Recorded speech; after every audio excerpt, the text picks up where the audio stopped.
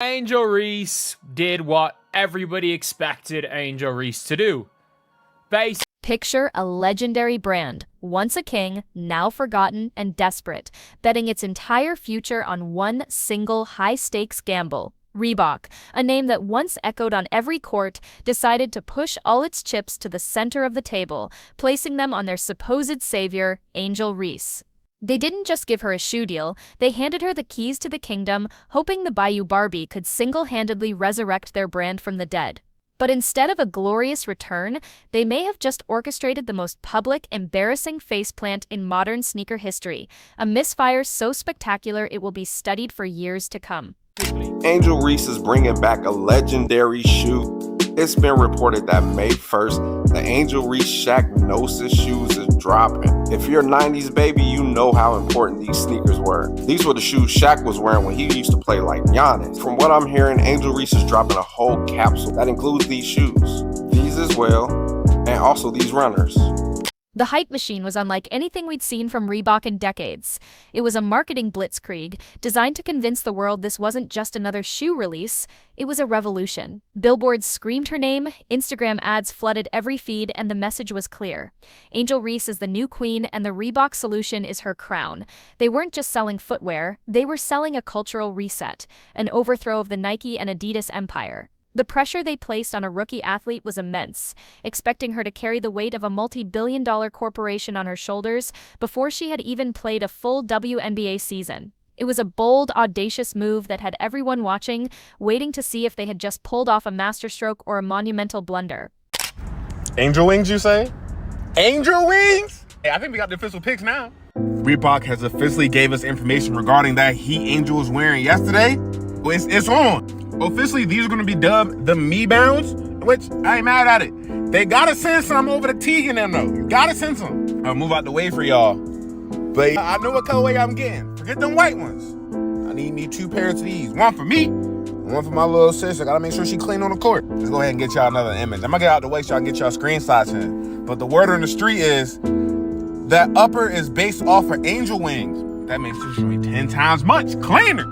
Then, the shoe was finally revealed. And in the world of sneaker culture, where new drops are met with explosive excitement, the Reebok solution landed with a quiet, awkward thud. The initial reaction wasn't outrage or applause. It was a wave of collective confusion. Sneakerheads, casual fans, and critics all stared at the design and asked the same question. That's it. The shoe looked less like the future of performance footwear and more like a relic from a forgotten era, something you'd find deep in the clearance aisle, a ghost of designs from the mid-2000s. The revolution Reebok had promised felt more like a retreat into the past, a step backward in a market obsessed with moving forward. Gotta give some love to the W, baby.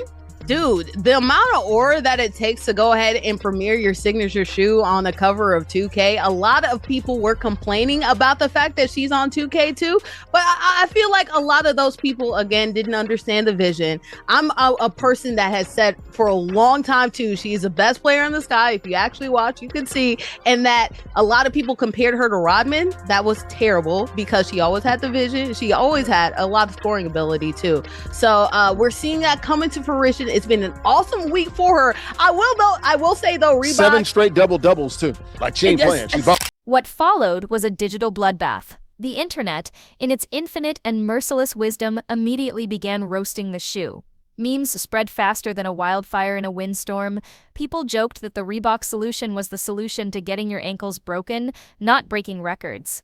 They compared its clunky silhouette to orthopedic shoes your grandpa would wear, or something you'd get from a 2-for-1 deal at a budget shoe store. Reebok's grand unveiling had turned into a global roast session, and their multi-million-dollar marketing campaign was being drowned out by a tidal wave of pure, unadulterated mockery that they had no way of controlling. There's a clip of you, like, losing your shoe, trying to put it back on in game. A guard goes to the bucket, you push the guard, look at the guard and be like, get that the out of there. Fire clip. Intense as hell. Was it worth the tech? It was worth it. It was worth it. Yeah. I think the game was pretty close. That was a close game. And if I had took that playoff, we could have lost that game. I told the ref, like, hold on, 1 second. She didn't want to wait, so that was what it was. Hey, your 90s idols would have been very proud of that play. Beyond the aesthetics, the shoe was attacked for its perceived lack of innovation. In an era of advanced cushioning foams, carbon fiber plates, and data-driven traction patterns, the Reebok solution appeared technologically barren. Critics pointed out that it lacked any discernible new tech, making it feel like a generic team shoe that had been rebranded as a signature model. There were no groundbreaking materials, no revolutionary support system, just a standard issue design with Angel Reese's logo stamped on it. For sneaker enthusiasts who dissect every component, it was an insult. It was like a tech company launching a new smartphone that had the processing power of a flip phone from 2007. Well, there we have it. Someone went ahead and leaked the Angel Reese ones. They getting fired. Yeah, they leaked them. Some boy named Kenneth leaked them. That's his name. Some boy named Kenneth. But I must say, they look a lot like the Reebok Engine Ace, which I understand. She touched them bad boys out for years. I want this for her shoe. I like it. But nah, these hard. When she said that she want her shoes worn with jeans, she want them worn like everybody wear Jordans, I was like, okay, in my brain, the white was not going to work. The white and black was not going to work. The purple black was not going to work. But the pink ones, this might work. I can see everybody throwing some baggy cargos with this. 4/4 length cargos.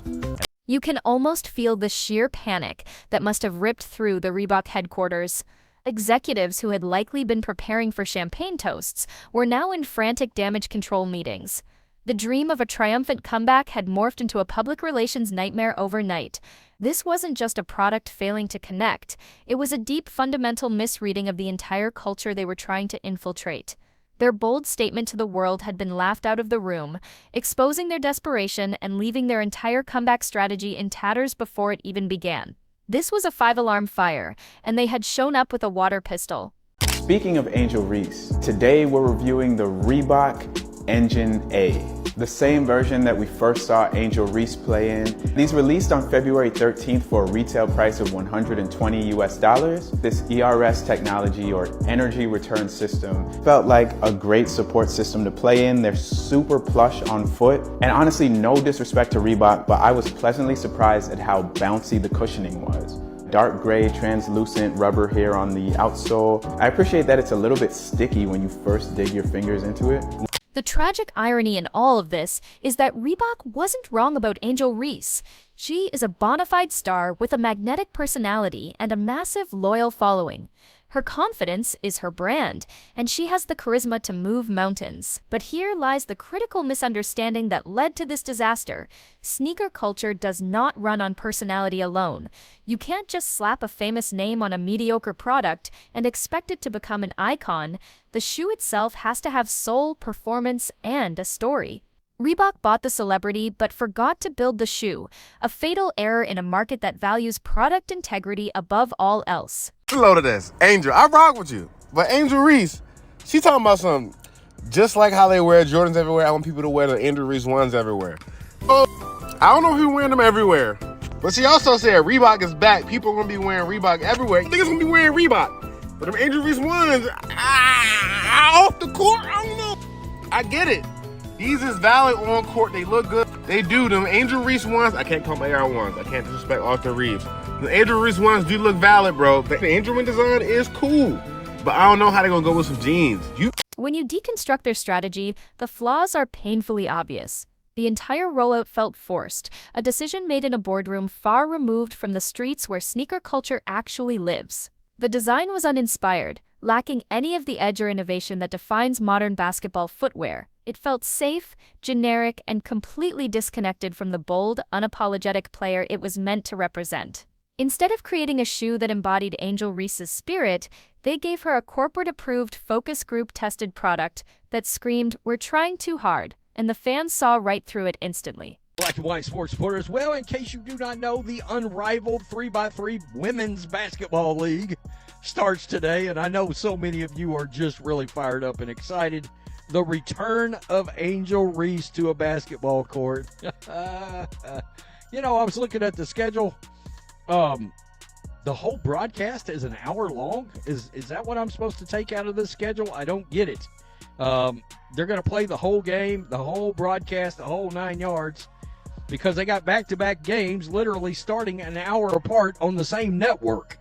To make matters even worse, Reebok's catastrophic fumble was happening in the shadow of their biggest rival's masterclass. While Reebok was tripping over its own feet, Nike was executing a flawless patient strategy with Caitlin Clark. Nike signed Clark to a massive long-term deal but made it clear they wouldn't rush a signature shoe.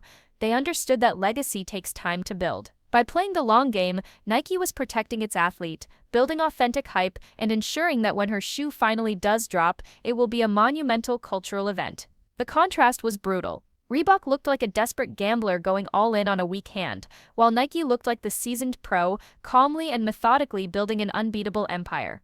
Angel Reese and Reebok just dropped a player-exclusive colorway of Reebok's new basketball shoe specifically designed by Angel Reese with her new logo on it, and they might be onto something here. So the shoe is called the Engine A, which is Reebok's newest basketball shoe that I think looks really good. It costs $120, is out in a bunch of colorways, and already being worn by Reebok's top athletes. Now this pair is themed around Angel Reese with her new logo on the tongue that was just debuted a few days ago, and acts as a teaser for her debut signature shoe with Reebok that's expected to drop early next year. Adding another layer of bizarre drama to this whole affair was the presence of two legends, Shaquille O'Neal and Allen Iverson, who were appointed as president and vice president of Reebok basketball. Their return was meant to signal a new era of authenticity, a return to the glory days, but their fingerprints were nowhere to be found on this launch. The Reebok solution had none of Iverson's rebellious spirit or Shaq's overwhelming dominance. Instead, it felt like a purely corporate product that the two legends were forced to endorse. It raised the question, were they actually in charge, or were they just famous mascots hired to put a credible face on a series of bad decisions made by out-of-touch executives? Angel Reese wanted her signature shoes to cost $1,000. Yeah, I said that. $1,000. That ain't the best part. They Reeboks. Who in their right mind paying $1,000 for some damn Reebok? I understand for the people in the back. Know your worth. But you also got to know what you ain't worth. And it ain't no damn $1,000 for no goddamn Reeboks. Man, you got LeBron James, the best to do it. And this generation anyway, probably yours too. His damn shoes ain't even $1,000. This failure becomes even more stark when you look at Reebok's own history. Their last truly iconic basketball moment was with Allen Iverson. The question and the answer weren't just shoes, they were cultural artifacts. They were extensions of Iverson himself, rebellious, raw, and authentically street. They represented a movement, a feeling that resonated with an entire generation. The Angel Reese launch had none of that soul. It was a hollow echo of their past glory, an attempt to replicate the formula without understanding the ingredients. They tried to create a moment artificially, and the result was a product with no real story, no heart, and no reason to exist beyond a line item on a marketing plan. And what is astounding is that people are already heated over the Reebok Angel Reese one more than 6 months before it is released. Haters are already having a field day while her supporters are vigorously defending her as they wait to score a pair of the shoe. There's a reason for this. Reebok fundamentally underestimated the gatekeepers of the culture. The sneaker world is a brutal, unforgiving landscape. It doesn't care about your marketing budget or your celebrity endorsements. It cares about credibility, history, and authenticity. If the core community of sneakerheads decides a shoe is corny, it's over. There is no bailout package for being uncool. Reebok tried to crash the party, acting like they owned the place, but the culture looked at their offering and promptly showed them the door. They learned the hard way that you can't buy respect in this game. You have to earn it, and they hadn't put in any of the work. 6 straight double-doubles, hooping on the court, and dropping your signature shoe. Hey, Angel in her bag. Angel's in her bag. For those that don't know, Angel Reese had a sneak peek of her signature shoe that is coming out very, very soon, making her the 4th active WNBA player to have a signature shoe at this time. 2nd woman to ever have a Reebok signature shoe, so doing her biggest one. But here's where the story takes a strange turn. Despite the universal panning and online ridicule, reports surfaced that the initial limited release of the shoe actually sold out. This created a confusing narrative. Was the shoe a secret success? Not exactly. Many insiders believe this was a classic marketing tactic, intentionally release a very small number of pairs to be able to claim it sold out, thereby creating a false sense of demand and saving face. It's a trick as old as retail itself. While her die-hard fans may have bought up the limited stock, the move did little to change the overwhelming public perception that the shoe was a cultural dud. Collaboration with Louis, Gucci, them boys. Ain't no way we paying $1,000 for no Reebok. We ain't even paying that for Jordans. Maybe she was running the play here. I'm gonna give her the benefit of the doubt. They were trying to hit across the head with a 40 ball. They say, hey man, we suggested $40 per pair. After negotiations, her strategizing and promoting her brand, they settled on 150. So whenever they hit her with the 40, she like, shit, I'm gonna aim for a band so they can then give me what I want, a regular shoe price, around 150. You know what I'm saying? 150, 200. I'm gonna give her the benefit of the doubt and say that's what she was aiming for. Cause I'm very strategic. I analyze this shit. But that shit there is crazy. Them shoes would have been collecting dust. This also raises the uncomfortable question, was it simply too soon? Signature shoes are typically reserved for athletes who have built a lasting legacy, whose on-court dominance is undeniable. Michael Jordan wasn't given the Air Jordan 1 on his first day. He earned it by becoming a phenomenon. LeBron James, Stephen Curry, their shoes are extensions of their legendary careers. Angel Reese, for all her talent and star power, is still at the very beginning of her journey. By giving her a signature shoe so early, Reebok skipped all the essential steps of storytelling and legacy building, a move that felt both premature and desperate. And then came the final nail in the coffin. The price tag. Reebok priced the Reebok solution as if it were already a coveted top-tier sneaker on par with the latest from Nike or Adidas. Consumers looked at the uninspired design, the rookie athlete, and the premium price and felt insulted. It came across as a blatant cash grab, a company trying to capitalize on hype without delivering a product to justify it. In a market where buyers are incredibly savvy, asking them to pay top dollar for a shoe that was already a running joke was the ultimate miscalculation, a final act of arrogance in a comedy of errors. The long-term consequences of this flop could be devastating for Reebok. This wasn't just a failed product launch, it was a massive blow to their credibility. They have now shown the world, and more importantly, other potential athletes, that they don't understand the modern market. Why would the next big star sign with a brand that so publicly fumbled with an athlete as marketable as Angel Reese? They've likely alienated the very sneakerhead community they so desperately needed to win over, a group known for having a very long memory. Rebuilding that trust could take years, if it's even possible at all. In the end, this entire saga serves as a brutal lesson. Angel Reese's brand is strong enough to survive this. She will continue to be a force on and off the court, but Reebok has been exposed. They were exposed for thinking hype could replace heritage, that a celebrity could cover for a weak product, and that they could buy their way back to the top. The Reebok solution will be remembered not as a game changer, but as a symbol of their desperation. They reminded the world why they've been living in the shadows of Nike and Adidas for so long, and this monumental misstep may have just ensured they stay there permanently.